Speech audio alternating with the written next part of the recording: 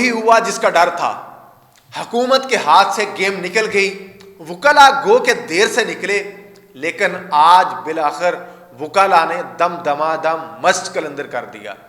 ناظرین یہ وکلا کا باہر نکلنا قیدی نمبر 804 پر کیا امپیکٹ پڑے گا؟ پاکستان تحریک انصاف کی آئندہ کی سیاست کا جو دروازہ نوک کرنے جا رہی ہے وکلا کی تحریک، اس کا امپیکٹ کس طرح سے آنے جا رہا ہے؟ پاکستانی سیاست آنے والے دنوں میں کیا رخ اختیار کرے گی؟ یہ ساری روداد میں آپ کے سامنے رکھنے لگا ہوں. کڑیاں آپ نے ملانی ہیں، میں جسٹ آپ کے سامنے خبر رکھوں گا. ناظرین ہادی علی چٹھا اور ایمان مزاری کے حوالے سے آج اسلام آباد بار نے جس طرح سے باہر نکل کر ایک حکومتی ایوانوں میں لرزہ طاری کیا. ناظرین حکومت اس وقت پریشان ہے کہ ہم نے پی ٹی آئی والوں کو تو مار داڑ لیا، ہم نے ٹی ایل پی والوں کے ساتھ بھی مار کٹائی کر کے دیکھ لی، اب وکلا کے ساتھ کیا کریں؟ وکلا کے ساتھ تو یہ نہیں ہو سکتا. پاکستان تحریک انصاف نے یہی وجہ تھی کہ وکلا کا سہارا لیا تھا اہم پوزیشنز پہ، جس طرح سے جنرل سیکرٹری یا باقی، پھر 8 فروری کا الیکشن تھا، جس طرح سے اہم وکلا کو اس وقت سیٹس دی گئیں، M N A M P As کے جو ٹکٹس ہیں وہ الاٹ کیے گئے تھے. یہ ناظرین ساری صورتحال ہے. اب حکومت کے ہاتھ پاؤں بندھے ہیں. اب جس طرح سے بار نے پروٹیسٹ کیا، ان کے دو وکلا جس طرح سے گرفتار ہوئے، اس پر پورے پاکستان کے وکلا میں شدید غم و غصہ ہے. وہ اس وقت تلملا رہے ہیں، حکومت کو بتا رہے ہیں کہ ہم نے چوڑیاں نہیں پہنی ہوئی، ہم آپ کے خلاف لکھیں گے، بولیں گے. ایون کہ انہوں نے پولیس کو دھمکیاں دینی شروع کر دیں کہ اب ہم اپنے چیمبرز میں، اپنے کرائیٹیریاز میں، اپنی سراؤنڈنگ میں پولیس کی انٹری نہیں ہونے دیں گے. ناظرین یہ دھمکی امیز معاملہ جب کسی بھی ملک میں ریاست میں آ جائے تو ریاست پھر آگے چل نہیں پاتی، آگے کے معاملات بڑے دگرگوں ہو جاتے ہیں.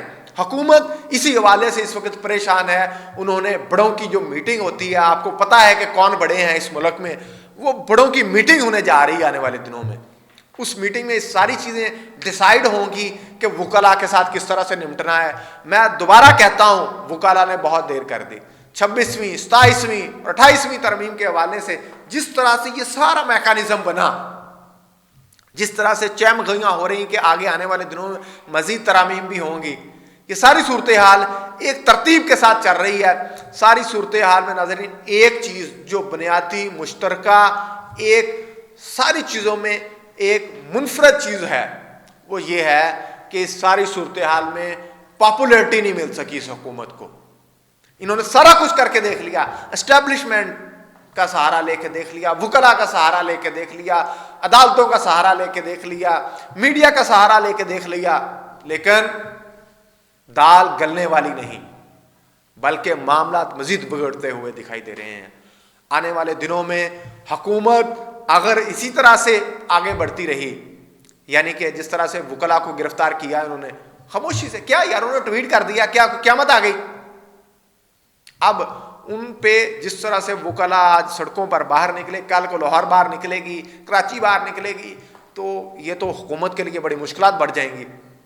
جس طرح سے غلط فیصلہ سازی، غلط ڈیسیجنز چل رہے ہیں، ملک کی معیشت کا بیڑا غرق ہے. آپ پتنگ بسنت کے لیے جس طرح سے معاملات کو لے کے چل رہے ہیں، پھر کہہ رہے ہیں کہ جی ہم موٹر سائیکلز پہ راڈ لگا رہے ہیں. کیا لاکھوں موٹر سائیکلز جو ہیں اب گردنیں کٹتی ہوئی، میں سوشل میڈیا پہ جس طرح سے تصاویر دیکھ رہا ہوں، حکومت کے گرد یہ گھیرا تنگ ہو رہا ہے. میں ایک بات بتا دوں، اسٹیبلشمنٹ، یہ پاکستان کی تاریخ ہے، اسٹیبلشمنٹ کسی بھی پارٹی کا، کسی بھی وزیر اعظم کا، وزیر اعلیٰ کا بوجھ نہیں اٹھاتی.